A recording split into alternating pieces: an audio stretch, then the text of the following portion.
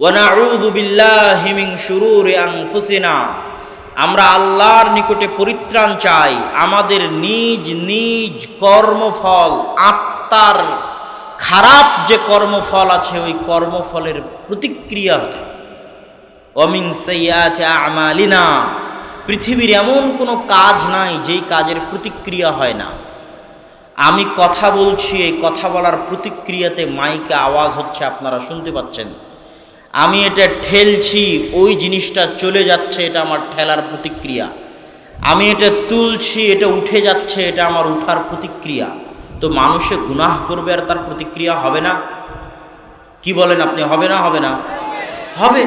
ওই হামদের মধ্যে বলা আছে মিন সাইয়্যাতি আমালিনা মিন শুরুরি আনফুসিনা, আমাদের যে গুনাহের কাজ আমরা করি প্রত্যেকটা গুনাহের কাজের প্রতিক্রিয়া আছে। রাসূল সাল্লাল্লাহু আলাইহি ওয়াসাল্লাম বলেছেন, আসমানের নিচে জমিনের উপরে যত গুনাহের কাজ আছে তার মধ্যে সবচেয়ে দ্রুত যেই গুনাহের কাজের প্রতিদান দেওয়া হয়, পৃথিবীতেই প্রতিদান দেওয়া হয়, আজালাত তাআত, যেই নেকির কাজের পৃথিবীতে দ্রুত প্রতিদান দেওয়া হয় আর যেই গুনাহের কাজের পৃথিবীতে দ্রুত শাস্তি দেওয়া হয়। এক, যদি বিররুল ওয়ালিদাইন করে, আত্মীয়তার সম্পর্ক রক্ষা করে, তো এর প্রতিদান জান্নাতে কি হবে সেটা আল্লাহ জানে। কিন্তু দ্রুত মানুষের নেকির কাজের দ্রুত যে প্রতিদান আল্লাহ দুনিয়াতে দিয়ে দেন, তার একটা কাজ হচ্ছে পিতা মাতার সাথে ভালো সম্পর্ক রক্ষা করা, আত্মীয়দের সাথে ভালো সম্পর্ক রক্ষা করা। এর প্রতিদান আল্লাহ দুনিয়াতেই দিয়ে দিবেন। আর যেই গুনাহের কাজের দ্রুত শাস্তি পরকালে কি দিবে আল্লাহ জানে, দ্রুত শাস্তি আল্লাহ দুনিয়াতে বাস্তবায়ন করে, সেটা পিতামাতার নাফরমানি করা, পিতামাতাকে কষ্ট দেওয়া। ওয়াল ইয়াযু বিল্লাহ, আল্লাহ আমাদের পরিত্রাণ দিক এই গুনাহ থেকে। আল্লাহুম্মা আমিন। আপনি যদি আপনার পিতামাতার সাথে খারাপ ব্যবহার করেন, এর শাস্তি পরকালে কি হবে তা আল্লাহ জানে, কিন্তু দুনিয়াতে এর শাস্তি আপনি পাবেনই পাবেন। রাসূল সাল্লাল্লাহু আলাইহি ওয়াসাল্লাম বলছেন, যে সমস্ত ক্রিয়ার পাল্টা প্রতিক্রিয়া দ্রুত হয় সেই গুনাহগুলোর মধ্যে এক নম্বর গুনাহ হচ্ছে পিতামাতার নাফরমানি করা। সালাত ছেড়ে দেওয়া গুনাহের পাল্টা প্রতিক্রিয়া দুনিয়াতে দ্রুত হবে, এই কথা আল্লাহ রাসূল বলেননি। সালাত ছেড়ে দেওয়ার শাস্তি আল্লাহ কিয়ামতের মাঠে দিতে পারে, কিন্তু দুনিয়াতে পাল্টা প্রতিক্রিয়া দ্রুত হয়। এরকম প্রথম পাপ হচ্ছে পিতামাতার অবাধ্য হওয়া, আর এরকম দ্বিতীয় পাপ হচ্ছে জেনায় লিপ্ত হওয়া। অবৈধ সম্পর্কে যদি কেউ লিপ্ত হয় তাহলে এর শাস্তি এত দ্রুত হয় যে প্রত্যেক যাদের অবৈধ সম্পর্ক আছে তারা নিজ নিজ ইতিহাস, অতীত, বর্তমান, ভবিষ্যৎ অবস্থা যাচাই করে দেখুক, দুনিয়াতে এমন কেউ নাই যে অবৈধ সম্পর্কে লিপ্ত হয়ে সাথে সাথে শাস্তি পায়নি। এরকম কেউ নাই, কেউ নাই। হয় মানসিক শাস্তি পেয়েছে, এটা ইবনুল কাইয়িম বলছেন যে মানসিক শাস্তি পেতেই হবে। কেউ যদি অন্তর আল্লাহ ব্যতীত অন্য কাউকে দিয়ে দেয়, ওকে মানসিক শাস্তি পেতেই হবে। মানসিক শাস্তির ঠেলাতে আত্মহত্যা করে দিয়েছে। মেয়েকে ভালোবাসা দিয়েছে, মেয়ের জন্য অন্তর দিয়েছে, অবৈধ সম্পর্ক, প্রথম শাস্তি হচ্ছে মানসিক শাস্তি। মানসিকভাবে ওকে কষ্ট পেতেই হবে। দ্বিতীয় শাস্তি, যে কোনো মুহূর্তে অপমান হতে পারে, পরিবারে অপমান হতে পারে, সমাজে অপমান হতে পারে, বন্ধু বান্ধবের কাছে অপমান হতে পারে, হতেই হবে। তৃতীয় দ্রুত শাস্তি হচ্ছে দারিদ্রতা। অবৈধ সম্পর্কে যারা লিপ্ত হয় তারা দ্রুত দারিদ্রতার শিকার হয়ে যায়, ধন সম্পদ তাদের কাছ থেকে হারিয়ে যায়। সম্মানিত উপস্থিতি, তো বলছিলাম এই হামদ ও সানার মধ্যে আল্লাহ রাসূল সাল্লাল্লাহু আলাইহি ওয়াসাল্লাম কি বললেন? হে আল্লাহ, আপনার নিকটে পরিত্রাণ চাই, আমরা যে গুনাহগুলো করি এগুলোর তো পাল্টা প্রতিক্রিয়া আছে, ওই পাল্টা খারাপ প্রতিক্রিয়া থেকে আপনার নিকটে পরিত্রাণ চাই। ইমাম মাহদি এবং ঈসা আলাইহিস সালাতু ওয়াস সালাম যখন পৃথিবীতে ন্যায় পরায়ণের শাসন কায়েম করবেন, তখন একটা ডালিম খাবে একটা বংশ, একটা গ্রাম, একটা গাভীর দুধ খাবে একটা বংশ, একটা গ্রাম। তো আজকে যেই গাভী আছে ওই দিনও সেই গাভীই থাকবে, আজকে যে ডালিমের গাছ আছে ওই দিনও ওই ডালিমের গাছই থাকবে। তাহলে আজকে ডালিমের গাছে এক গ্রাম এক বংশ কেন খেতে পারে না? আজকে একটা গাভীর দুধে এক গ্রাম এক বংশ কেন খেতে পারে না? ইবনুল কাইয়িম রাহিমাহুল্লাহ লিখছেন, মানুষের গুনাহের কারণে জমিন থেকে বরকত উঠে যায়, জমিন ফসল উৎপাদন করা কমিয়ে দেয়, ফসলে বরকত থাকে না, ধ্বংস হয়ে যায়, নষ্ট হয়ে যায়। দুর্ভিক্ষ দেখা দেয় মানুষের গুনাহের কারণে, মানুষের পাপের কারণে। মানুষের পাপ এত ভারী হয়ে যায় যে যদি চতুষ্পদ জন্তু না থাকতো, ইল্লাল গানাইম, গরু, ছাগল, মহিষ, মুরগি, পশু পাখি যদি না থাকতো, তাহলে আসমান আর কোনো দিন বৃষ্টি বর্ষণ করতো না, জমিন আর কোনো দিন নিজের পেট থেকে খাদ্য উৎপাদন করতো না, ফসল উৎপাদন করতো না। মানুষের গুনাহের বোঝা এত ভারী, আর মানুষের গুনাহের পাল্টা প্রতিক্রিয়া এত কঠিন। কিন্তু যেহেতু দুনিয়াতে আল্লাহর চতুষ্পদ জন্তু আছে, ওদের তো খাবারের ব্যবস্থা করতে হবে, তাই আল্লাহ দয়াবান হয়ে আসমান থেকে বৃষ্টি বর্ষণ হয় আর জমিন থেকে খাদ্য উৎপাদন হয় তাদের ওপর দয়া করে। কিন্তু মানুষের গুনাহের পাল্টা প্রতিক্রিয়া এত ভয়ঙ্কর, তো মাহদী আর ঈসা আলাইহিস সালাতু ওয়াস সালামের যুগে গুনাহ কমে যাবে, ন্যায় পরায়ণতায় আসমান জমিন পরিপূর্ণ হয়ে যাবে।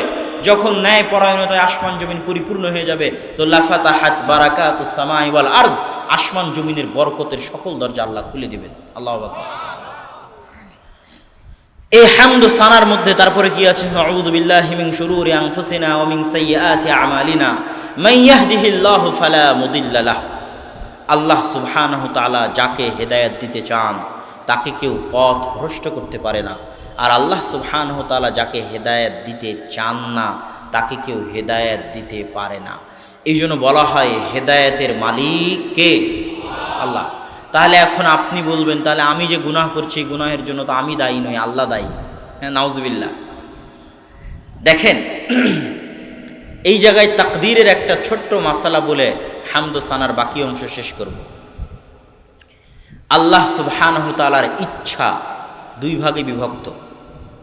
আল্লাহ সুবহানাহু তাআলার পৃথিবী পরিচালনাগত ইচ্ছা, আর আল্লাহ সুবহানাহু তাআলার শারঈ ইচ্ছা। আল্লাহ সুবহানাহু তাআলা জিন কার সৃষ্টি? জোরে কথা বলতে হবে, কার সৃষ্টি? ইবলিস কার সৃষ্টি? আল্লাহর কি এমন ঠেকা পড়েছে যে ইবলিসকে জাহান্নামে দিতে হবে? ইবলিসের সাথে আল্লাহর অতীত কোনো শত্রুতা আছে? কোনো শত্রুতা নেই। ফেরাউন কার সৃষ্টি? ফেরাউন কার বান্দা? আল্লাহর বান্দা, আল্লাহর সৃষ্টি। ফেরাউনের সাথে আল্লাহর কি অতীত কোনো শত্রুতা আছে যে ফেরাউনকে জাহান্নামে দিতে হবে? নাই। তাহলে আল্লাহ শারআন, শারঈগতভাবে, নীতিগতভাবে, শারআনের যদি বাংলা অনুবাদ করি তাহলে নীতিগতভাবে আল্লাহ সুবহানাহু ওয়া তাআলা শারআন, নীতিগতভাবে, আইনগতভাবে তার প্রত্যেক সৃষ্টিজীবের কল্যাণ চান। আল্লাহ চান যে ইবলিস ইসলাম গ্রহণ করে আদমকে সিজদা করে জান্নাতে যাক, এটা আল্লাহর শারআন, নীতিগত চাওয়া। আল্লাহ চান যে ফেরাউন হেদায়েত প্রাপ্ত হোক, আল্লাহর প্রতি ঈমান আনয়ন করুক, তারপরে ফেরাউন আল্লাহর প্রতি ঈমান আনয়ন করে জান্নাতে যাক, এটা কার চাওয়া? আল্লাহর চাওয়া। এই জন্যই তো আল্লাহ সুবহানাহু ওয়া তাআলা নবী রাসূল পাঠিয়েছেন। কিন্তু ইবলিস যখন সিজদা করলো না, তখন আল্লাহ কি ইবলিসকে জোর করে সিজদা করাতে পারতেন না? জিবরাইলকে বলতে, জিবরিল ইবলিসের মাথা ধর, মাথা ধরে সিজদা করা, পারতেন না? পারতেন না। আলা কুল্লি শাইইন কাদির, সবকিছুর উপর ক্ষমতাবান, ফাআলুল লিমা ইউরিদ, যা ইচ্ছা তাই করতে পারেন। ইবলিস কেন? ইবলিসের বাপও সিজদা করতে বাধ্য আল্লাহ সুবহানাহু ওয়া তাআলা যদি চান। তো আল্লাহ সুবহানাহু ওয়া তাআলা শারআন, নীতিগতভাবে চান ইবলিস হেদায়েত প্রাপ্ত হোক, কিন্তু ইবলিস যখন সিজদা করেনি তখন আল্লাহ জোর করে ইবলিসকে সিজদা করায়নি। তো ইবলিসের বাপের ক্ষমতা ছিল সিজদা না করে টিকে থাকা। আল্লাহ যদি অনুমতি না দেয়, আল্লাহ যদি পারমিশন না দেয়, তো আল্লাহ সুবহানাহু ওয়া তাআলা তাকে জোর করে সিজদা করাননি, তাকে ধ্বংস করেননি, তাকে টিকিয়ে রেখেছেন। এটা ইবলিসের বাপের ক্ষমতা নাই, এটা আল্লাহ সুবহানাহু ওয়া তাআলা তাকে ছাড় দিয়েছে, তাই এটাও আল্লাহর একটা ইচ্ছা। তো তেমনই ভাবে আল্লাহ সুবহানাহু ওয়া তাআলা চান যে আপনি হেদায়েত প্রাপ্ত হয়ে 5 ওয়াক্ত সালাত আদায় করেন, গান বাজনা না শুনেন, টিভি সিনেমা অশ্লীল দৃশ্য না দেখেন। এটা আল্লাহর চাওয়া। এই চাওয়ার জন্য আল্লাহ কোরআন পাঠিয়েছে, এই চাওয়ার জন্য আল্লাহ নবী পাঠিয়েছে, এই চাওয়ার জন্য আল্লাহ আজকে প্রোগ্রামের আয়োজন করেছে, এই চাওয়ার জন্য আল্লাহ বক্তব্যের ব্যবস্থা করে দিয়েছে, জুমার খুতবা করে দিয়েছে, মসজিদ করে দিয়েছে। এত কিছু করে দেওয়ার পরও যখন আপনি গান শোনেন, আপনার কান কি বধির হয়ে যায়? কি কথা বলেন না যে কান বধির হয়? কিন্তু আল্লাহ চাইলে বধির করতে পারেন না? পারেন না? পারেন। তোকে গান শুনতে দিব না, কেমনে শুনিস দেখি? পারেন বধির করতে। আপনি যখন অশ্লীল দৃশ্য দেখেন, আপনার চোখ কি অন্ধ হয়? হয় না। আল্লাহ চাইলে অন্ধ করতে পারে না? পারে না? পারেন। তাহলে আল্লাহ শারআন চাচ্ছেন আপনি না দেখেন, কিন্তু যখন আপনি দেখছেন তখন আল্লাহ বাধাও দেয় না। তো ওই যে আল্লাহ বাধা দিচ্ছেন না, এটাও আল্লাহ সুবহানাহু ওয়া তাআলার একটা ইচ্ছা, একটা পারমিশন, একটা ছাড়। না হলে আপনার বাপের ক্ষমতা ছিল না যে আপনি দেখেন। ওই চোখও আল্লাহর দেওয়া, ওই কানও আল্লাহর দেওয়া। বুঝাতে পারিনি মনে হয়? তাহলে মানুষ যে গুনাহ করে, এই গুনাহ মানুষ স্বেচ্ছায় করে, কিন্তু স্বেচ্ছায় করার মধ্যেও আল্লাহর ছাড় থাকে, আল্লাহর দেওয়া ক্ষমতা থাকে, আল্লাহর দেওয়া পাওয়ার থাকে, আল্লাহর দেওয়া সকল কিছু ব্যবহার করে মানুষ গুনাহ করে, আল্লাহ বাধা দেন না। কিন্তু আল্লাহ ওটা চানো না যে মানুষ গুনাহ করে, আল্লাহ শারআন চান যে মানুষ হেদায়েত প্রাপ্ত হয়। তো এটাই হচ্ছে আল্লাহ সুবহানাহু তাআলার মানুষকে হেদায়েতে নিয়ে আসার যে অনুবাদটা করলাম, সেটার উপরে যে প্রশ্ন উত্থাপন হতে পারে সেটার সংক্ষিপ্ত ব্যাখ্যা। ওয়া নাশহাদু আল্লা ইলাহা ইল্লাল্লাহ, আর আমরা সাক্ষ্য দিচ্ছি আল্লাহ ব্যতীত সত্যিকার কোনো মাবুদ নেই। ওয়া নাশহাদু আন্না মুহাম্মাদান আবদুহু ওয়া রাসূলুহু, আর আমরা সাক্ষ্য দিচ্ছি মুহাম্মদ সাল্লাল্লাহু আলাইহি ওয়াসাল্লাম আল্লাহর বান্দা এবং তার রাসূল। তো প্রথম সাক্ষ্য দিলাম যে আল্লাহ ব্যতীত ইবাদতের যোগ্য কেউ নাই। ইলাহ মানে কিসের যোগ্য? ইলাহ মানে কিসের যোগ্য? ইবাদতের যোগ্য। ইলাহ মানে ইবাদতের যোগ্য। লা ইলাহা ইল্লাল্লাহ, আল্লাহ ব্যতীত ইবাদতের যোগ্য, কারো কাছে হাত তুলে দোয়া করতে হবে, এই চাওয়ার যোগ্য, কারো সামনে সিজদা করতে হবে, এই সিজদা পাওয়ার যোগ্য, বিপদে পড়ে কাউকে ডাকতে হবে, এই ডাক পাওয়ার একমাত্র শুধুই শুধু অনলি অন কে হক রাখে? আপনি যদি আপনার সারা জীবনে একটা সিজদা দিতে চান, ওই একটা সিজদার পরিপূর্ণ হক কে রাখে? আল্লাহ সুবহানাহু ওয়া তাআলা। এটাই হচ্ছে উলুহিয়ত। উলুহিয়তে আল্লাহ সুবহানাহু ওয়া তাআলার একত্ববাদ। আমরা যারা ক্ষমতার নেশায় থাকি, তারা ক্ষমতার দখল করতে গিয়ে আল্লাহর উলুহিয়তে কম্প্রোমাইজ করেছে। আল্লাহর 100% একত্ববাদে ছাড় দিয়েছে। আর এটা আমাদেরকে পশ্চিমারা বুঝিয়েছে যে তোমাদের যে মূল্যবোধ আছে, ওই মূল্যবোধে ছাড় দিয়ে তোমরা ক্ষমতায় যাও, ক্ষমতায় গেলে ধীরে ধীরে সব ঠিক করে নিবে। এটা একটা হাতের মোয়ার মতো, একটা মরুভূমিতে দেখা ওই যে চিকচিক পানির মতো দেখায়, কাছে গেলে বালু, এরকম মরিচিকার মতো। বরং আল্লাহর উলুহিয়তে সরিষা সমপরিমাণ ছাড় না দিয়ে পুরো জীবন অতিক্রম করে দেওয়া একজন মুসলমানের সফলতা। বুঝাতে পারি? একজন মুসলমানের সফলতা হচ্ছে আল্লাহর উলুহিয়তে সরিষা সমপরিমাণ ছাড় না দিয়ে দুনিয়া থেকে চলে যাওয়া। তাতে ক্ষমতা আসুক আর যাক, তাতে আমার যায় আসে না। তাতে টাকা থাকুক আর টাকা যাক, তাতে আমার যায় আসে না। তাতে মানুষে ভালো বলুক আর মানুষে মন্দ বলুক, তাতে আমার যায় আসে না। কিন্তু আমি নো কম্প্রোমাইজ। আল্লাহর উলুহিয়তে কোনো কম্প্রোমাইজ হবে না। আল্লাহ সুবহানাহু ওয়া তাআলার একত্ববাদ, যে তিনি নাম হিসেবে একক, গুণ হিসেবে একক, কর্ম হিসেবে একক, ইবাদত পাওয়ার যোগ্য হিসেবে একক, রব হিসেবে একক, এগুলো সকল ক্ষেত্রে তিনি হচ্ছেন একক এবং অদ্বিতীয়। আল্লাহ সুবহানাহু ওয়া তাআলার এই একত্ব, এই অদ্বিতীয়ত্বে সরিষা সমপরিমাণ ছাড় না দিয়ে দুনিয়া থেকে বিদায় নেওয়া একজন মুসলমানের জীবনের সবচেয়ে বড় সফলতা। সফলতা আল্লাহর উলুহিয়তে কম্প্রোমাইজ করে কোনো একটা বড় কিছু করে দেওয়ার নাম সফলতা নয়। ওয়া নাশহাদু আন্না মুহাম্মাদান আবদুহু ওয়া রাসূলুহু, আর সাক্ষ্য দিচ্ছি মুহাম্মদ আল্লাহর বান্দা। মুহাম্মদ সাল্লাল্লাহু আলাইহি সাল্লামের কত গুণ আছে, অসংখ্য অগণিত গুণ আছে। আল্লাহ খালি একটা গুণ চয়েস করলেন, সেটা হচ্ছে তার বান্দা। আল্লাহ সুবহানাহু ওয়া তাআলা যখন কোরআন মাজিদে বলেছে সুবহানাল্লাযী আসরা বিআবদিহি লাইলাম মিনাল মাসজিদিল হারামি ইলাল মাসজিদিল আকসা, যে ওই আল্লাহর পবিত্রতা বর্ণনা করছি যিনি তার বান্দাকে। আরো শত শত গুণ আছে, সব গুণ বাদ দিয়ে আল্লাহ তার রাসূলের জন্য একটা গুণ উল্লেখ করেছে। সেই গুণটা কি বলেন তো? আল্লাহর দাস, আল্লাহর গোলাম, আল্লাহর বান্দা। কি জন্য? এর চাইতে বড় মর্যাদা কর, এর চাইতে করো সম্মান কর, এর চাইতে উত্তম, এর চাইতে সুন্দর আর কোনো পরিচয় পৃথিবীর সর্বশ্রেষ্ঠ মানুষের জন্য হতে পারে না। যে সে কার বান্দা? আল্লাহর বান্দা।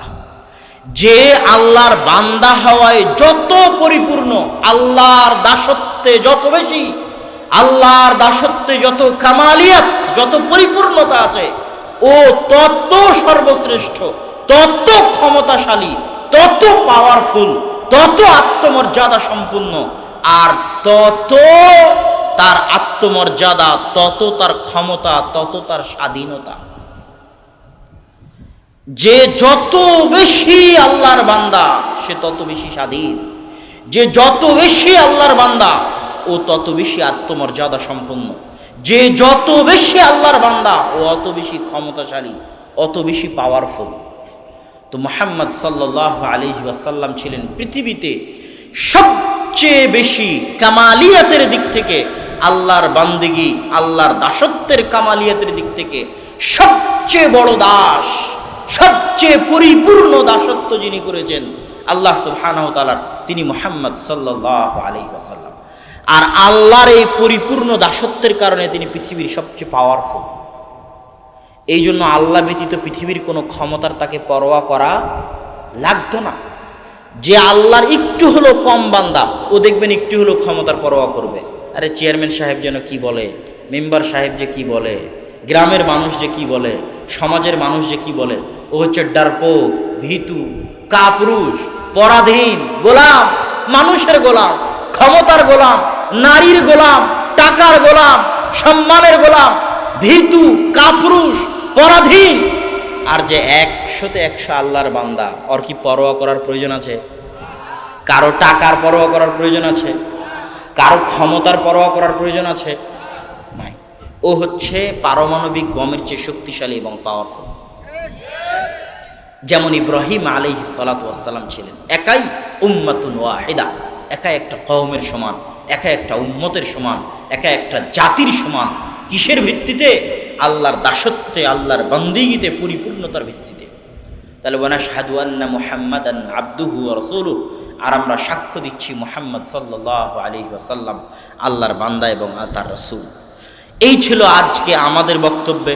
আরও হাজারো বক্তব্যে যে হামদ এবং সানা পাঠ করা হয়, সেই হামদ এবং সানার অতি সংক্ষিপ্ত ব্যাখ্যা। এই হামদ এবং সানার উপরেই যদি বক্তব্য দেওয়া হয় তো 2 ঘন্টা পার হয়ে যাবে। অন্য অনেক বক্তব্যের চাইতে অনেক ভালো এবং সুন্দর, মানুষের জন্য শিক্ষণীয় হবে। কেন ওই কথাটুকু তো আল্লাহ রাসূল আরবিতে বলতেন, মানুষের শিখার জন্যই তো, নাকি না? না শিখার জন্য বলতেন? এমনি একটা জিকির পাঠ করে চলে গেলাম এরকম কিছু নাকি?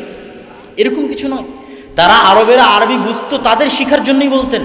আলহামদুলিল্লাহি ওয়াহদা ওয়াসসালাতু ওয়াসসালামু আলা মান লা নাবিয়্যা বা'দা নাহমাদুহু ওয়া নাস্তাঈনুহু ওয়া নাস্তাগফিরুহু ওয়া নাউযু বিল্লাহি মিন শুরুরি আনফুসিনা ওয়া মিন সাইয়্যাতি আ'মালিনা মান ইয়াহদিহিল্লাহু ফালা মুদিল্লা লাহু ওয়া মান ইউদ্লিলহু ফালা হাদিয়া লাহু আশহাদু আল লা ইলাহা ইল্লাল্লাহু ওয়াহদাহু লা শারীকা লাহু ওয়া আশহাদু আন্না মুহাম্মাদান আবদুহু ওয়া রাসূলুহু। এটা হচ্ছে পৃথিবীর সর্বশ্রেষ্ঠ বক্তব্য, পৃথিবীর সর্বশ্রেষ্ঠ বক্তব্য। এই বক্তব্য শুনে কবিরাজে ইসলাম গ্রহণ করেছে, অন্য কোনো বক্তব্য দেওয়া লাগেনি। এই বক্তব্যটুকু শুনে ইসলাম গ্রহণ করেছে। আল্লাহু আকবার। তাহলে অবশ্যই এই বক্তব্যের মধ্যে এমন কিছু আছে যেটা মানুষের বুঝার, যেটা মানুষের জানার, যেটা মানুষের অর্জন করার। সম্মানিত উপস্থিতি, আজকে আপনাদের সামনে আমার আলোচনার বক্তব্যের সংক্ষিপ্ত বিষয়বস্তু শয়তানের ষড়যন্ত্রে মানুষ, শয়তানের দাসত্বে মানুষ। এই পৃথিবী সৃষ্টির আল্লাহ সুবহানাহু ওয়া তাআলার যে রহস্য আছে, এই রহস্যের 2টা জিনিস, 2টা সৃষ্টি যদি আমরা ভেদ না করতে পারি তাহলে আমরা হেদায়েত প্রাপ্ত হব না। একটা হচ্ছে মালাইকা ফেরেশতা, আর একটা হচ্ছে শয়তান, জিন শয়তান। এই 2টা সম্পর্কে যদি আমরা না জানি তো আমাদের হেদায়েতের রাস্তা খুঁজে পাওয়া কঠিন আছে। আমি উদাহরণ দিয়ে বুঝার জন্য বলি, হাজারো যুবক আছে যারা মোবাইলে গেম খেলে, এরা হচ্ছে গেমের গোলাম। কিসের গোলাম? গেমের গোলাম। কেউ আছে ফেসবুকের গোলাম, আছে না নাই? ঘুমাতে ঘুমাতে ফেসবুক চালিয়েছে, ঘুম থেকে উঠেও আবার মোবাইল হাতে নিয়েছে, এরা মোবাইলের গোলাম।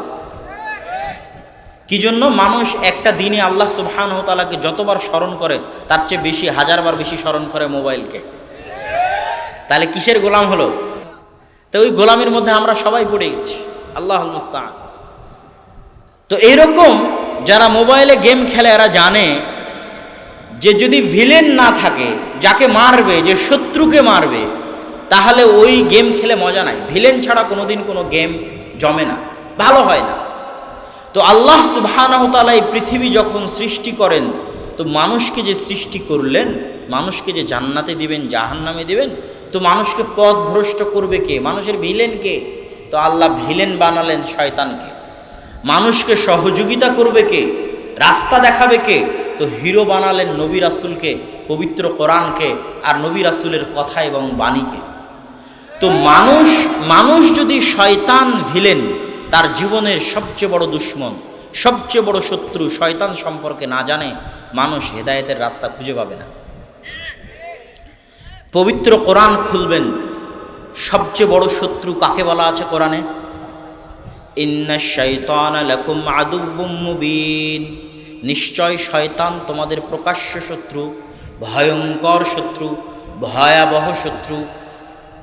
আমরা যখন বক্তব্য দিতে উঠি, তখন রক্ত গরম হয়ে গেলে আমাদের সবচেয়ে বড় শত্রু আমেরিকা, আমাদের সবচেয়ে বড় শত্রু ইসরায়েল, আমাদের সবচেয়ে বড় শত্রু ভারত, আমাদের সবচেয়ে বড় শত্রু অমুক। এই যে রক্ত গরম হয়ে যখন বক্তব্য শুরু হয়ে গেল, তা আমেরিকা ইসরায়েলের সাথে কবে যে দেখা হবে আর কবে যে যুদ্ধ হবে আপনি জানেন? ওরকম হাজারো প্রজন্ম দুনিয়া থেকে চলে গেছে, আমেরিকা ইসরায়েলের সাথে যুদ্ধই হয়নি। গেছে না? কিন্তু সকাল থেকে সন্ধ্যা পর্যন্ত আপনার সাথে যে একটা শত্রু আছে 24 ঘন্টা, ওর নাম কি? জোরে বলেন, ওর নাম কি? শয়তান। তো ওকে যদি আপনি না চেনেন, তাহলে আপনি হেদায়েতের রাস্তা খুঁজে পাবেন কেমনে? পাবেন না। শয়তানের ষড়যন্ত্র অনেক ভয়ঙ্কর, অনেক ভয়ঙ্কর। ফেরেশতাকে চিনতে হবে, শয়তানকে চিনতে হবে। ফেরেশতাকে চিনতে হবে, শয়তানকে চিনতে হবে। আসেন আমরা একটু শয়তানকে চিনি। পবিত্র কোরআন পরিপূর্ণ হয়ে আছে শয়তান দিয়ে, আর হাদিস পরিপূর্ণ হয়ে আছে শয়তান দিয়ে। আমরা যখন কোরআন পড়াই শুরু করি, তখন কি বলি? আউযু বিল্লাহি মিনাশ শাইতানির রাজীম, বিতাড়িত শয়তান থেকে পরিত্রাণ চাচ্ছে। আচ্ছা, শয়তান যদি নাই থাকবে, শয়তান যদি কাল্পনিক কিছু হবে, তাহলে কোরআনের মতো একটা পবিত্র গ্রন্থ পড়তে সারা জীবনে হাজারবার লাখবার খালি শয়তান থেকে পরিত্রাণ চাই, শয়তান থেকে পরিত্রাণ চাই, শয়তান থেকে পরিত্রাণ চাই, এটা কি পাগল ধর্ম নাকি? আপনি কি মনে করেন? যদি শয়তানের অস্তিত্ব নাই থাকবে, তাহলে এটা কি পাগল ধর্ম নাকি যে রাত দিন খালি এটাই পড়াচ্ছে? কি বলো? আউযু বিল্লাহি মিনাশ শাইতানির রাজীম, বিতাড়িত শয়তান থেকে পরিত্রাণ চাই। তো শয়তান তো অবশ্যই এমন ভয়ঙ্কর কিছু, এমন ভয়াবহ কিছু, এমন ভয়ানক কিছু, আপনার কল্পনার চাইতে, আপনার চিন্তার চাইতে, আপনার ভাবনার চাইতে ভয়ঙ্কর এবং ভয়ানক কিছু। এত ভয়ানক, এত ভয়ঙ্কর যে 24 ঘন্টা আপনাকে পড়তে হচ্ছে আউযু বিল্লাহি মিনাশ শাইতানির রাজীম। না কি বলেন? আপনি কি মনে করেন? যদি এত ভয়ঙ্কর না হয়, এত গুরুত্ব দিয়ে বলার কি দরকার? এত গুরুত্ব দিয়ে বলার প্রয়োজন নাই তো। কোরআনে সব জায়গায় আল্লাহ সুবহানাহু ওয়া তাআলা বলছে তোমাদের সবচেয়ে বড় শত্রু শয়তান, তোমাদের মহাশত্রু শয়তান, তোমাদের ভয়ঙ্কর শত্রু শয়তান। কেন শয়তান ভয়ঙ্কর শত্রু? আল্লাহ পবিত্র কোরআনে শয়তানের কিছু ওয়াদা উল্লেখ করেছে, শয়তানের শপথ। ওয়ালা উযিল্লান্নাহুম ওয়ালা উমান্নিয়ান্নাহুম ওয়ালা আমুরান্নাহুম, কোরআনের আয়াত। শয়তানে শপথ করছে যে অবশ্যই আমি মানুষকে পথভ্রষ্ট করবই করব। ওয়ালা উযিল্লান্নাহুম, অবশ্যই আমি মানুষকে পথভ্রষ্ট করেই ছাড়ব। ওয়ালা আকুদান্নাহুম সিরাতাকাল মুস্তাকিম, মানুষ সিরাতে মুস্তাকিমে যেন চলতে না পারে, এই জন্য সিরাতে মুস্তাকিমে চলার ক্ষেত্রে মানুষের রাস্তায় আমি শয়তান বাধা দিব তার ডান দিক থেকে, আমি শয়তান বাধা দিব তার বাম দিক থেকে, আমি শয়তান বাধা দিব তার সামনে থেকে, আমি শয়তান বাধা দিব তার পিছন থেকে। এগুলো কোরআনের আয়াতে আল্লাহ বর্ণনা করতেছেন। কার শপথ? জোরে বলেন, কার শপথ? শয়তানের শপথ। তো শয়তান যদি কাল্পনিক কিছু হয়, আর মানুষ যতই আপনি বলেন আমি শয়তানে বিশ্বাস করি, কেউ শয়তানে বিশ্বাস করে। যতই বলেন ফেরেশতায় বিশ্বাস করি, আসলে কেউ ফেরেশতাতে বিশ্বাস করে। মানুষ যদি শয়তান আর ফেরেশতাকে জানতো, মানুষ কোনোদিন গুনাহই করতো না। মানুষ যদি বুঝতো যে শয়তান কি, শয়তানের ষড়যন্ত্র কেমন, সে কিভাবে শয়তানের গোলাম হয়ে গেছে, কিভাবে শয়তানের দাস হয়ে গেছে, আর শয়তান যে বাস্তব কিছু, নট কাল্পনিক, শয়তান যে সত্যিই মানুষকে গোলাম বানাতে পারে, আমরা যে সত্যিই শয়তানের গোলাম হয়ে গেছি, এটা যতক্ষণ না বুঝতে পারবো ততক্ষণ শয়তানের গোলামি থেকে মুক্তি পাবো কিভাবে? পাবো না তো মুক্তি। জানতে তো হবে আগে শয়তান কে। শয়তানের পরিচয়ের 1 নম্বর পয়েন্ট হচ্ছে, মানুষও শয়তান হতে পারে, জিনও শয়তান হতে পারে। জিন আর মানুষের বাইরে শয়তান বলে আলাদা কোনো সৃষ্টি নাই। আল্লাহ জিন শয়তানই মূল শয়তান। জিনদের মধ্যে যারা পথভ্রষ্ট, জিনদের মধ্যে যারা খারাপ, এরাই শয়তান। আর শয়তানের সবচেয়ে বড় নেতাকে ইবলিস। সবচেয়ে বড় নেতাকে ইবলিস। এবং ইবলিস মহাসমুদ্রে বিশাল আসন নিয়ে বসে, এটা কাল্পনিক নয়, সত্যি ইবলিস মহাসমুদ্রে। আজকেও ইবলিস মহাসমুদ্রে তার আসন নিয়ে বসেছে। সারা পৃথিবীতে তার যে বিশাল বাহিনী আছে মানুষকে পথভ্রষ্ট করার, আমাকে এবং আপনাকে পথভ্রষ্ট করার, ওই সব বাহিনী তাকে গিয়ে রিপোর্ট দেয়। আল্লাহর বাহিনী ফেরেশতা আল্লাহকে গিয়ে রিপোর্ট দেয় মানুষ আজ সারাদিন কি করেছে। আর ইবলিসের বাহিনী শয়তান গিয়ে ইবলিসকে রিপোর্ট দেয় কতজন মানুষকে গান শুনিয়েছে, কতজন মানুষকে জেনায় লিপ্ত করিয়েছে, কতজন মানুষকে দিয়ে এই গুনাহ করিয়ে নিয়েছে। তখন ইবলিসের কাছে সবচেয়ে দামি গুনাহ হচ্ছে স্বামী স্ত্রীর মধ্যে তালাক করিয়ে দেওয়া। সবচেয়ে দামি কাজ পৃথিবীতে, ফাসাদ সৃষ্টি করার, পৃথিবীতে ফিতনা সৃষ্টি করার সবচেয়ে দামি কাজ স্বামী স্ত্রীর মধ্যে বিচ্ছিন্নতা করিয়ে দেওয়া। এটাতে ইবলিস সবচেয়ে খুশি হয়, তার সাথে উঠে গিয়ে কোলাকুলি করে। হাদিসের বাক্য, ইয়ালতাজিমু, তাকে উঠে গিয়ে কোলাকুলি করে। নাম আনতা, ইবলিস বলে হ্যাঁ তুমি ঠিক কাজ করেছো, তোমারই আমার দরকার। কেন ইবলিস এত খুশি হয় স্বামী স্ত্রীর বিচ্ছিন্নতায়? আল্লাহ বহু বক্তব্যে, আদর্শ পরিবারের বহু বক্তব্যে আমি বলেছি, আল্লাহ পৃথিবীকে আবাদ করে কি দিয়ে? পরিবার দিয়ে। কি দিয়ে আবাদ করছে আল্লাহ পৃথিবীকে? পরিবার দিয়ে। যখন লূত আলাইহিস সালামের কওম পরিবার প্রথার বিরুদ্ধে চলে গেছে, তখন আল্লাহ লূত আলাইহিস সালামের কওমকে এইভাবে উল্টিয়ে ধ্বংস করে দিয়েছে, দুনিয়াতেই রাখেনি। পৃথিবীর মানুষ আবারও যেই দিন পরিবার প্রথার বিরুদ্ধে চলে যাবে, ওই দিন আল্লাহ পৃথিবী ধ্বংস করে দিবে। সেই দিন কোন দিন? যেই দিন মানুষ, কুকুর যেমন কুকুরনির সাথে রাস্তায় মিলিত হয় লজ্জা বুঝে না, গাধা যেমন গাধীর সাথে প্রকাশ্যে মিলিত হয় লজ্জা বুঝে না, মানুষ ওইভাবে জেনায় লিপ্ত হবে, লজ্জা বুঝবে না। ওই দিন আল্লাহ পৃথিবী আর রাখবেন না, ধ্বংস করে দিবেন। তবে সেই দিন ইমাম মাহদি আর ঈসা আলাইহিস সালামের আগে নয়, তাদের মৃত্যুর পরে একটা শীতল বাতাসে দুনিয়া থেকে সব মুমিন মানুষ চলে যাবে। দুনিয়াতে শুধু কাফের, মুশরিক, ফাসেকরা থাকবে। ওই কাফের, মুশরিক, ফাসেকদের চরিত্র বৈশিষ্ট্য হবে এমন যে তারা পশু প্রাণীর মতো খোলা রাস্তায় জেনায় লিপ্ত হবে। তখন আর পরিবার প্রথা থাকবে না। আর পরিবার প্রথা না থাকা মানে আল্লাহ কিয়ামত কায়েম করে দিবে। তাহলে এখনও কিয়ামত হয়নি কি জন্য বলেন তো? পরিবার প্রথা আছে তাই। কি জন্য কিয়ামত হয়নি? জোরে বলেন, কি আছে তাই? পরিবার আছে তাই কিয়ামত হয়নি রে বাবা। পরিবার আছে এই জন্য কিয়ামত হয়নি। পরিবার যেই দিন থাকবে না ওই দিন কিয়ামত হয়ে যাবে। তাহলে পৃথিবী টিকে আছে পরিবার দিয়ে। তাহলে ইসলামেরও মূল ভিত্তি পরিবার।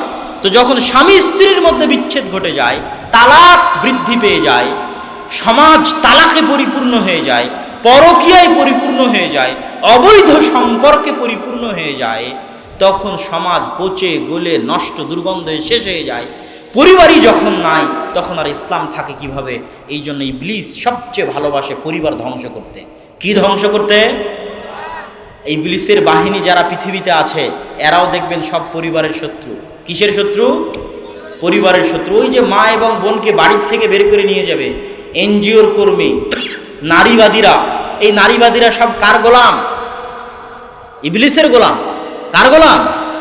শয়তানের গোলাম। এবং কে জানে এদের সাথে শয়তানের কথোপকথন হয়, মিটিং হয়, অস্বাভাবিক কিছু নয়। শয়তানের সাথে তাদের কথোপকথন হতে পারে, শয়তানের সাথে তাদের মিটিং হতে পারে। এরা শয়তানের আদেশে, ইবলিসের আদেশে পরিবার ধ্বংস করার জন্য এরা রাস্তায় নেমেছে, মাঠে নেমেছে। মেয়েদেরকে ঘর থেকে বাইরে বের করে নিয়ে গেলে পরিবার ধ্বংস হয়ে যাবে। এই জন্য ইবলিস সবচেয়ে পছন্দ করে পরিবার ধ্বংস করতে। এই জন্য আজকের পৃথিবীতে দেখবেন যত ইহুদি, যত খ্রিস্টান, যত প্রো জায়নিস্ট, যারা জায়নিজমে বিশ্বাস করে, ইহুদিবাদে বিশ্বাস করে, এবং আজকের আধুনিক যুগের নগ্ন সেকুলারিজম, ব্যক্তি স্বাধীনতায় যারা বিশ্বাস করে যে অমুক স্বাধীন ব্যক্তি, ও যদি চায় সমকামিতা করবে করুক, অমুক স্বাধীন নারী ও যদি চায় জেনায় লিপ্ত হবে হোক, অমুক স্বাধীন নারী ও যদি চায় বেপরদায় চলবে চলুক, তুমি বাধা দেওয়ার কে? এরকম জঘন্য নীতি, জঘন্য বাক্য যারা প্রচার করে, এরা কার গোলাম? শয়তানের গোলাম। ইবলিসের গোলাম, এদের সাথে ইবলিসের মিটিং হয়। কেননা ইবলিস তো সবচেয়ে খুশি হয় কি ধ্বংস করতে পারলে? পরিবার ধ্বংস করতে পারলে।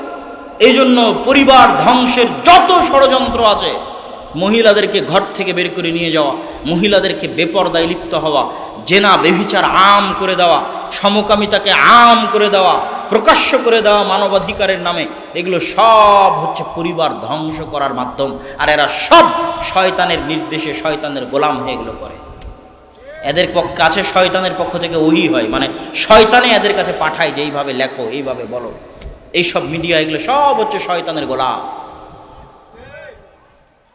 এই জন্য আজকে যে, যদিও এটার বিষয়ে কালকে বিস্তারিত আলোচনা করব, তাও বলি, আজকে রাশিয়ার সাথে যে আমেরিকার যুদ্ধ হচ্ছে, তো রাশিয়ার একজন দার্শনিক আছে আলেকজান্ডার দুগিন, উনি ওনার বইয়ের মধ্যে এই জিনিসগুলো খুব স্পষ্ট করে তুলে ধরেছে যে কিভাবে আমেরিকা এবং ইসরায়েলের প্রো জায়নিজম, যারা জায়নিজমে বিশ্বাস করে, ইহুদিবাদে বিশ্বাস করে, তারা কিভাবে মানবাধিকারের নামে একটা দেশে সংখ্যালঘুদেরকে শক্তিশালী বানিয়ে দেয়, সংখ্যাগরিষ্ঠদেরকে অসহায় করে দেয়।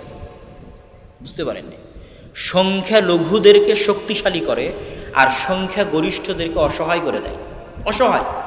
আপনি আজকে যদি ভোটের ব্যবস্থা করেন, তো আজকের ভোটে আপনি দেখতে পাবেন যে মানুষ, সংখ্যাগরিষ্ঠ মানুষ ইসলামের পক্ষে, মুসলমানদের পক্ষে, ইসলামী আইন কানুনের পক্ষে, ইসলামী নিয়ম নীতির পক্ষে, কিন্তু কিছু অল্প সংখ্যক মানুষ যারা সংখ্যালঘু, তারা ওটার পক্ষে নয়। ওই সংখ্যালঘু মানুষের মানবাধিকারের নামে, ওই সংখ্যালঘু মানুষের অধিকারের নামে সংখ্যাগরিষ্ঠকে মাজলুম করে দেওয়া হয়েছে।